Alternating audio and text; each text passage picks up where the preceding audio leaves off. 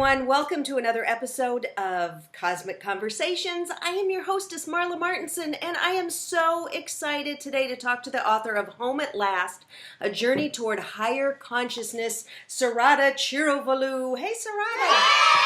Hi, Marla. Good to be here with you on your show. I'm really honored to be with you. This book was so great because I recently wrote a memoir about my spiritual journey, but Sarada's she really delved deep, you guys, okay? So we're going to find out about this. So I still am doing my matchmaking job, and she was able to just kind of bloop, escape over to India. So I want to find out how I could do that. So you were in the pharmaceutical industry. You had a great job, had a husband, children, and then something. Tell us this story about how you decided that you needed to leave that and get out of town and become this spiritually enlightened woman. Well, it's not quite the way that had happened that way. I mean, I didn't take off to become a spiritual lady. It sort of kind of took me, you know. I was driven toward that direction, you know. Yeah. It's not something I pre-planned or been working on or like, you know, I wanted to get enlightened and, you know, that eagerness or that you know, strive is not there originally. So was it when you started meditating that this all opened up for you, and if it was, what brought you to that meditation? Actually, you know, it's like I was leading a normal family life with my husband, 2 kids, and, you know, usual challenges and everything else with all the laundry that comes with the running a life, right? I mean, family and everything. There's a sudden change in my way of being had happened when I was working in a pharmaceutical company. You know, normally rushing here, rushing there, taking care of so many things, you know, multitasking. All of a sudden, I just lost interest in doing anything that I was doing, you know, work or even homework, you know, like housework, things that I wanted to do with my husband or kids, socializing, nothing fazed me. Everything dropped suddenly. There's this sudden, how do I say, a shift that has taken place within me, you know, internal shift that is showing me a different direction to follow. Okay, so it was kind of maybe a spiritual shift, but maybe you didn't know it was spiritual yet, but it was shifting instead of just like, I'm so sick of the grind. You know, it was more. Exactly. It's not that way. It's not that. It's just something that was all of a sudden, turn around. There's something else you need to do. Or turn around. There's somebody's knocking at your inner, you know, self and then saying, showing me a different direction. What is this life all about type of thing. Huh? And then, so what did you do? You followed those breadcrumbs. I mean, eventually I lost interest, you know, like as I didn't want to work anymore, you know, working in pharmaceutical, I was just fine. Everything was going well. Then I said, what is going on here? I used to feel like I'm depressed most of the time, you know, but it wasn't depression at all. It was like an interest that was strong interest towards something more than what I was doing. There is an interest toward divinity or interest toward life in general, you know?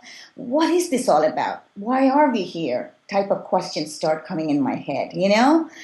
This is kind of a curiosity towards something that you don't even know what it is. And so just to cut in for a second, did you have any spiritual practice before this or grew up with it, or were you more, you know, you're in the pharmaceutical industry, more science-based and just didn't really think about it? I had some research and development with the medical device company where I was working in the hospitals prior to that. Yeah. I was really doing a lot of work with the, you know, medical side, science side, you know, like banking, you know, laboratories, things like that. I worked a lot of years prior to that. And then I shifted to a pharmaceutical industry later on. Mm-hmm. Anyway, no, it's nothing to do with the work, nor with my life. You know, everything was fine. I mean, of course, we all have our challenges and this and that, normal laundry that comes with it. But it's nothing to do with that I was devastated about something bad that had happened or anything like that. There is a shift that took place that maybe it's like as if it's like I was meant to turn around and find out something more about life, you know, than what I'm normally doing. Okay. It could be a lot of things. Later, at some point, I had realized it happens to some that they were doing some kind of a spiritual thing, like either meditators, they were in their previous lives or something. They were unfinished work was there, and as if that's being again reopened, that chapter or something like that. I got to understand that later on at some point, but it was like took me to that point where I knew I was a Reiki practitioner at one point. I was I'm a Reiki master, so I was excited to read that in your book about the Reiki. Those days my husband kind of went through a heart attack, and then I was that's one incident. I was like really devastated, and then I wanted to do Reiki on him. And so through Reiki, I got into meditation actually.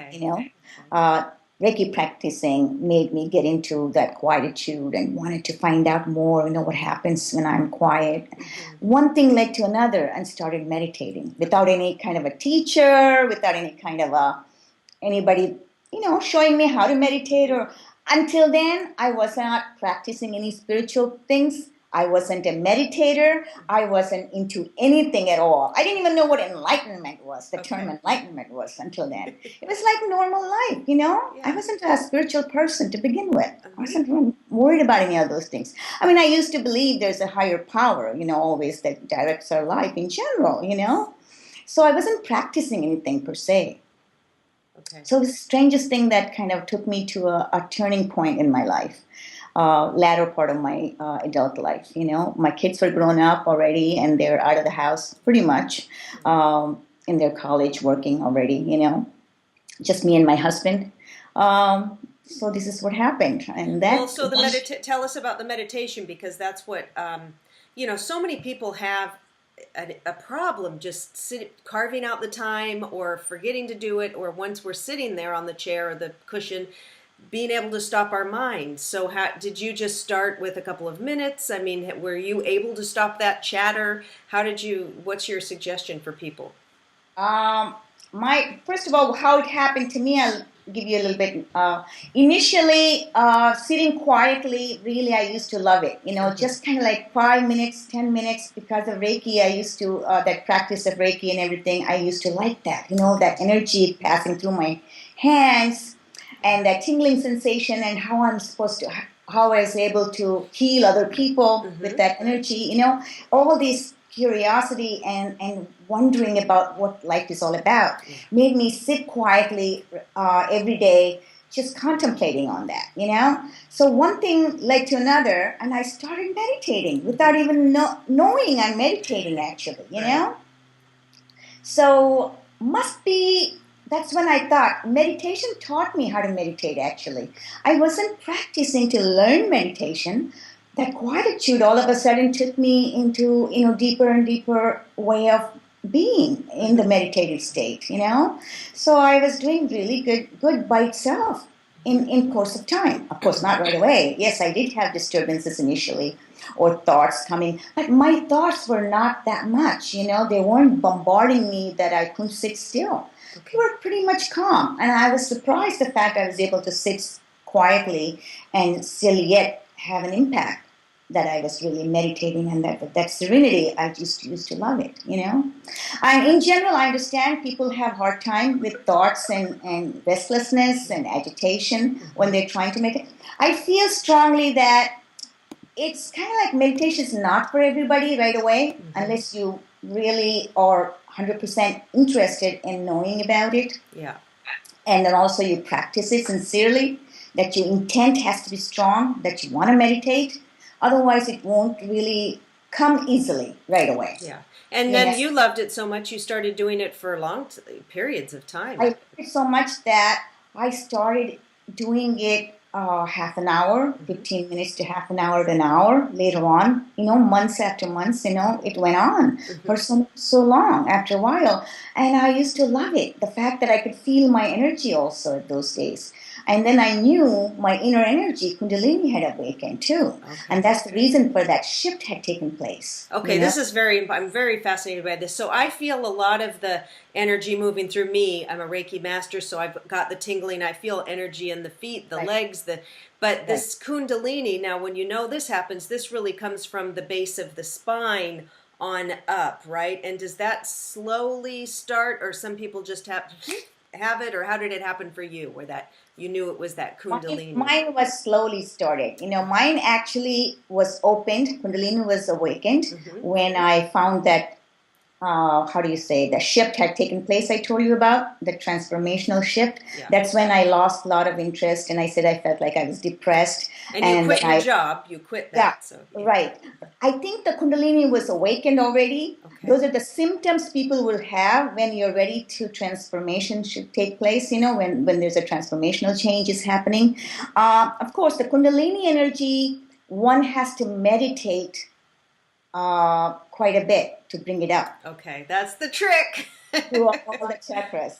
It's just awakening is not going to do anything to you. It might sit there awaken, but it's not going to do much. As far as enlightenment or realizing your own divinity within, you need to meditate a lot to bring it up, that energy. So for people who might not know what Kundalini is, what is that? It's the inner energy. That's it. That's another way of saying it. I know Easterners call it Kundalini, but here we all call inner energy awakened, dormant, that's been sitting there. Unless soul is ready, the individual soul, divinity is ready, that energy that's been sitting there, dormant, will not wake up. So this is a special, powerful energy that's there and dormant, not just our regular energy. Watt bulb to 100 or 200 watt bulb. That's how much boom you have all that energy going and helping you elevate yourself to higher states of consciousness or ultimately to enlightenment, to the universal consciousness. You kind of bring it up to join, and that's when you call it enlightenment. Naturally. Okay, so we all have it, but we haven't all activated it. Very few have activated it. We all have it. Yeah. It just stays dormant, and individuals are ready. We're all evolving at a certain pace. Right.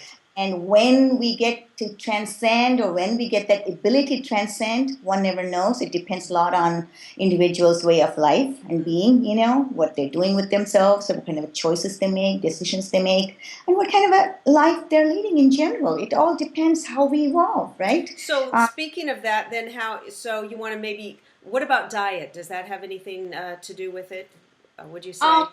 Once it's awakened, yeah, there's I wrote a lot in the chapters. If you read my book, there is a lot of preparation you have to do. How you eat, how you exercise, how to take care of your body has a lot of impact. Right. A lot of on how you will feel. When the inner energy gets awakened.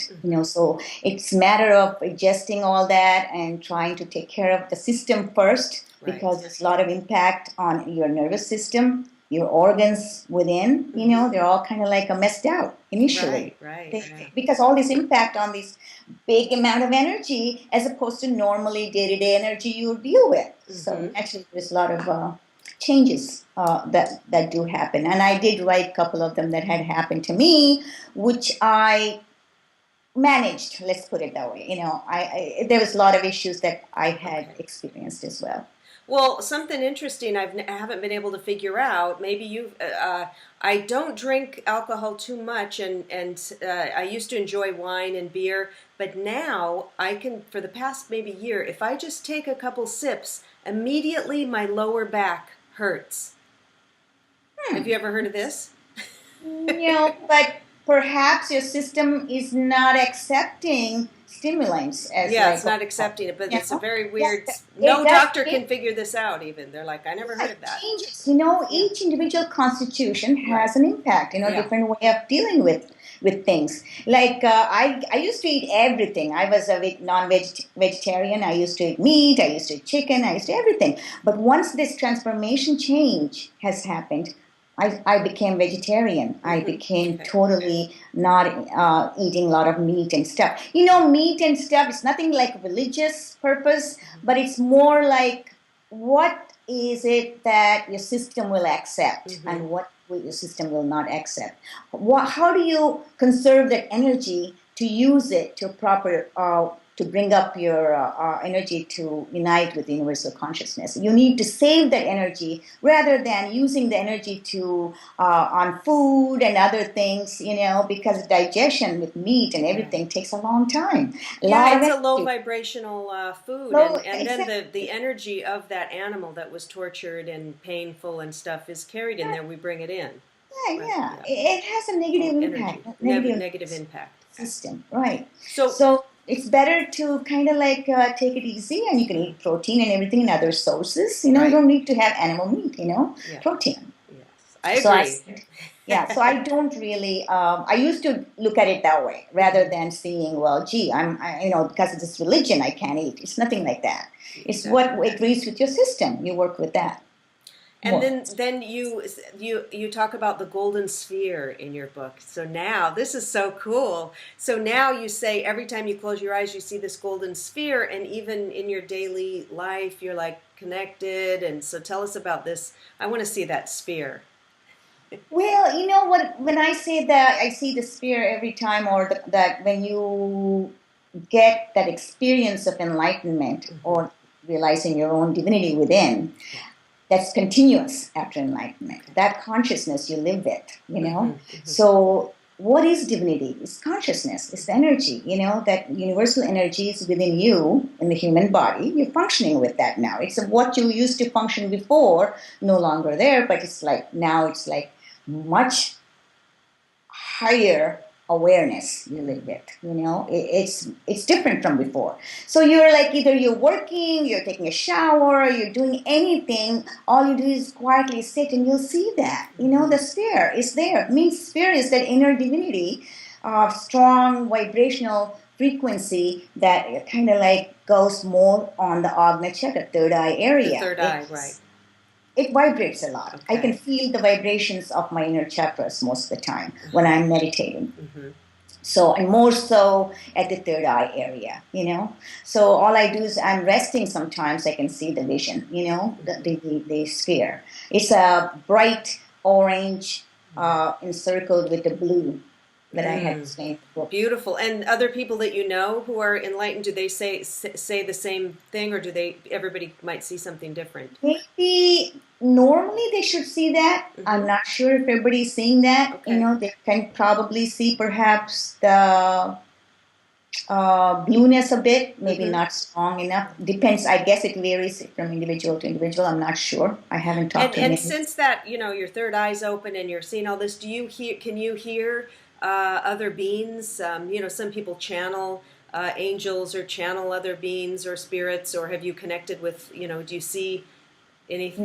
No. Okay. I don't see those, but what I have gained was the more insight, more power in my decision making, and more the intent is much stronger. When I put my mind to it, it happens. Okay. Or you say something, you go after certain things, it'll for sure happen. You're manifesting. You're manifesting. Manifesting whatever your intent is. Right.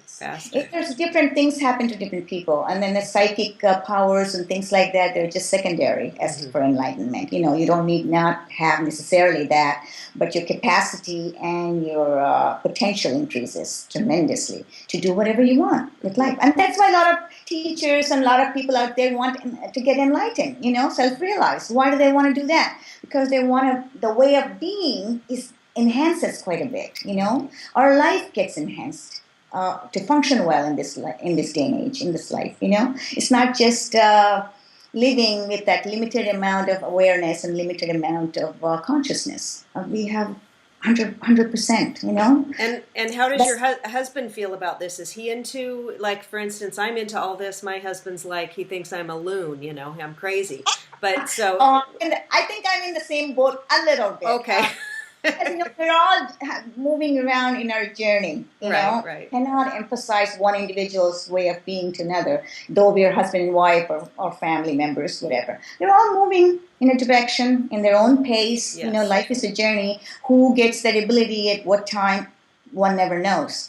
My husband and I are, like you said, two different people, two different personalities, love each other a lot, but and he's a good supporter for me. My husband never, had any kind of issues or problems. You know how spouses don't like sometimes when you go away hours after hours doing a meditations and not participating in any kind of a social activities as you used to. Right. You reduce all these things, but yet we come to a way of being within the limits. I still function well, and I'm still okay. And yeah, I don't like certain things, but I sort of make my people around me and my family comfortable. Yes. Like when you are enlightened and self-realized, you can't expect other people to change for you. Right. You need to make that change, Right, because your consciousness, your transformational impact, you shouldn't impose that on other people. That's the way I believe in, You should all kind of like blend in sort of thing. We got to blend in. And then you met a teacher, and it was so fascinating to read that when you met her, she said, I've been expecting you. So just tell us a little bit about your teacher and then when you went to India. Yeah, I found Amma. Her name is Amma Karunamayi. And it's not the hugging Amma, it's a different Amma. No. It's a different one. You see the picture in my book. I found her latter part of my journey, actually. Like I said, I didn't have a teacher to teach me how to meditate, nor was I planning all this ahead of time and everything all in this. So then I said, after I got to a certain point in my meditative states, and I gotten deeper and deeper, and then I wanted to meet somebody, and I started reading a lot of books and finding out what's it all about, what's happening with me, what is the ultimate point where I'm going to go, or where am I heading toward. And then I found this lady coming from India, giving discourse and giving tools and uplifting people to raise themselves to the higher level of consciousness. All these teachers, there are hundreds of them out there. Yeah. But I seem to like someone that came originally from India, as I have great respect for the land and the country. Some reason I wanted somebody from that place, So I went and saw her when she was doing this individual blessing, where she talks on one-on-one for 2-3 minutes. And I get to talk to her personally. And that's what I wanted mostly. And that's what attracted me about her. Right. She does that as opposed to other teachers, that I know after that.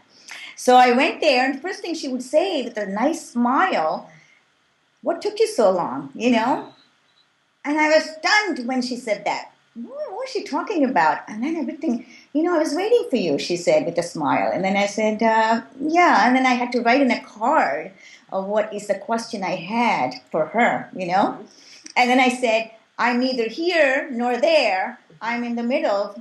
I'm confused. That's what I said in the card. And then she knew what I meant, Like neither am I functioning here, neither was I enlightened at that point yet. Okay. To know completely what's happening with all these changes and, things I've been struggling with. So it was a nice conversation I had. And I think these beings know which individuals are ready to experience that realizing their own divinity within, and they call upon them sometimes. And it's like something attracted me to go toward her. And I had resonated with her very nicely after that. And then you went to her ashram?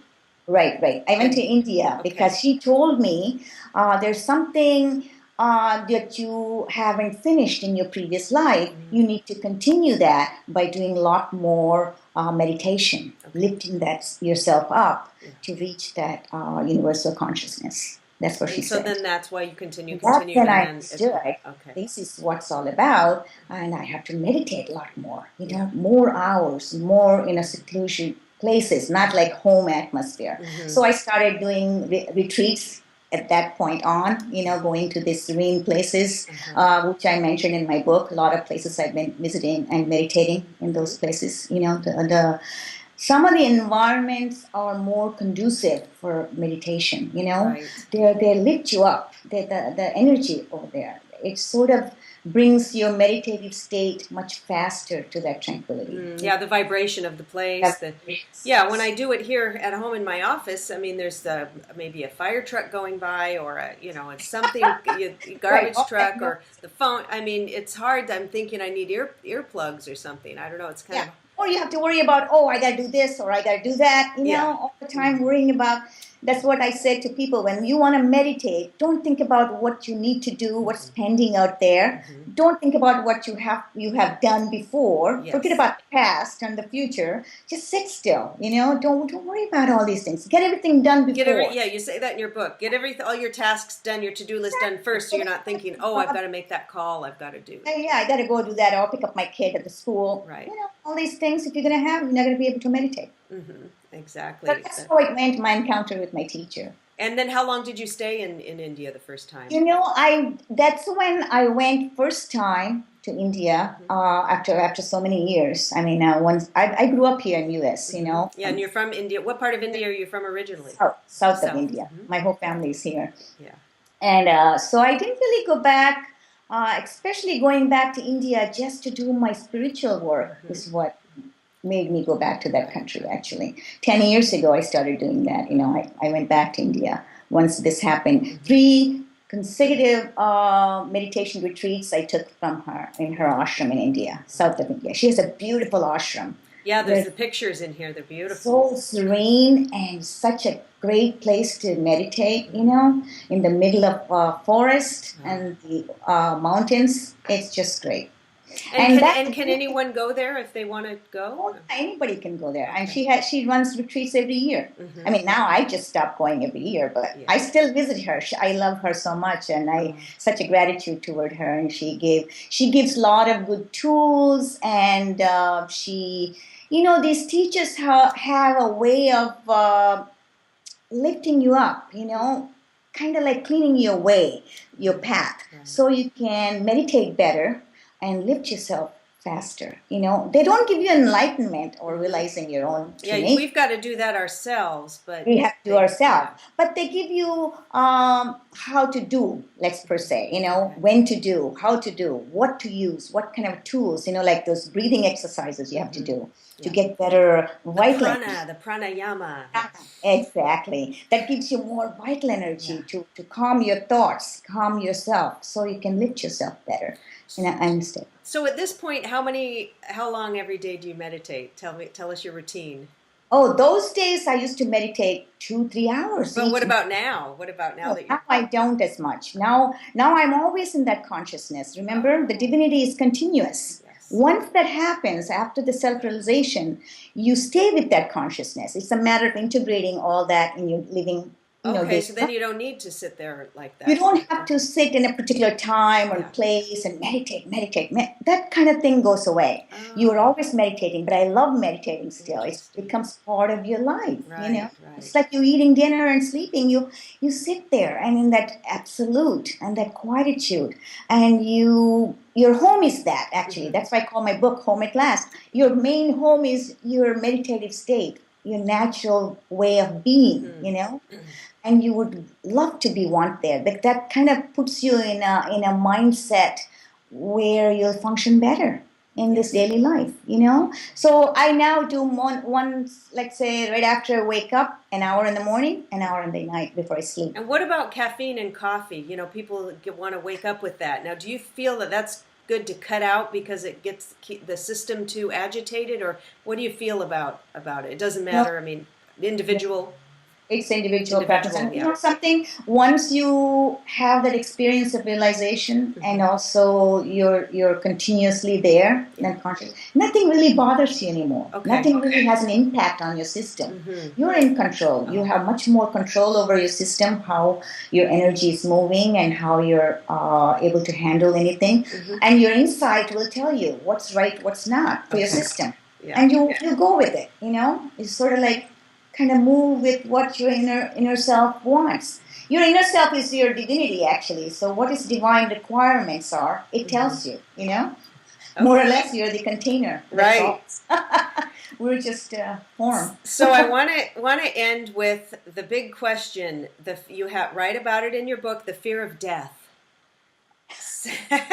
Everyone's afraid, you know, life is precarious. There are terror attacks, car crashes. It seems like cancer is rampant now, and illnesses, and it's just, you never know. Everyone always says live each moment because we don't know if we have tomorrow, and people are really, you know, it's something afraid. But tell us a little about how you feel about death now, and since you've kind of in that state of, you had even explained sometimes you feel like you don't even feel parts of your body because you're all with the oneness. So just give us a little taste of that.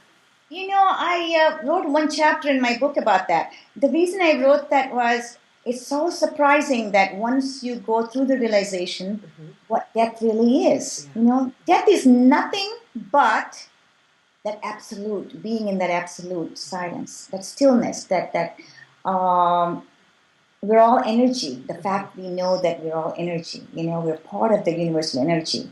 So death is nothing but shedding the outer form away, but you're still there. Your energy is still there, you know. That kind of a knowing is so strong. And when you, after realizing or get to your enlightenment, it's like you don't fear anymore. There's no such thing like, oh, I'm going to die, oh, I'm going to feel bad, or I'm going to have this disease. It's rather maybe the point that for me is, God, if I leave, what about my rest of the people? You know, they might be, the impact is more on that than you yourself being scared. You know, I don't have any kind of a fear about death because I know what it is now. You know, it's almost like when I'm meditating, that's death. You know, that's when you're in that absolute universal consciousness, that's death. That's, you don't have your body consciousness. You lose your body consciousness. When you're in the deeper samadhi states, don't have your body consciousness. There is no outside world exists. All you see is that absolute heightened awareness. Okay, That's yeah. it, right? And I agree. Like when I'm flying in a plane, going, you know, on a trip, I'm always just praying, please don't let me die, because what would happen? My mother wouldn't be able to handle it, and what would happen to my dog? You know, like, these are the two things I'm worried about. Otherwise, I wouldn't care. It's like, well, if I die, I die, right? You know. And actually, you know what? Even that worry goes away when you're enlightened because you're not attached to anybody that much anymore. Your attachment is different. You know, your love is you love the universal consciousness. Everything is life is you love. You know, anything. It's all unity, unification of everything. And so your attachment to my kids, my dog, or my husband, that type of attachment reduces tremendously. I mean, yeah, you love them, you be there, and you want best for them, but you're not suffering from that clinging on type of thing. You know? And I imagine it would help with the aging process, with feeling about age, because this culture, it's like, oh, you know, it's so... And when you feel that, it's like we're not our body. Maybe that helps with that, especially for women. It's hard to see ourselves in the mirror. Age, sometimes I don't even want to look. Oh, look at my neck. Oh God, I'm not even going to look in the mirror. You know, so I think it's going to help a lot. The hedonism, always worrying about this body that's not even permanent, that's going to go away anyway. But we do so many plastic surgeries, we fix ourselves. You know, that's all useless, really, come think of it. Because it's going to go one day. And aging, meditation reduces aging, by the way. Oh, yeah, I've heard that. It slows down the aging process, doesn't it? Definitely. You look younger, stronger, with a lot more energy. And you're always with a lot more energy after enlightenment because all that inner energy is bloomed. You know, you're just a matter of integrating all that. So aging slows down. You don't even know how old I am. I'm really old. No, I know. Well, I read that you're 100, but you look about 40. So I don't even feel it. I feel 25, 30. The energy I have, I played 2 sets of tennis. I'm not tired. Yeah. Still. Awesome. Well, after reading your book, I am so dedicated to my meditation practice. I'm so excited, and I thank you so much for stopping by and sharing with us. And you guys, this is such a great book. All the links are below, and leave us a comment, you guys. What have you been enlightened? Do you feel that Kundalini energy? I want to hear about it in the comments. Thank you, and we'll talk again soon. Thanks, Sarada. Thank you, Marla. It's been wonderful talking to you.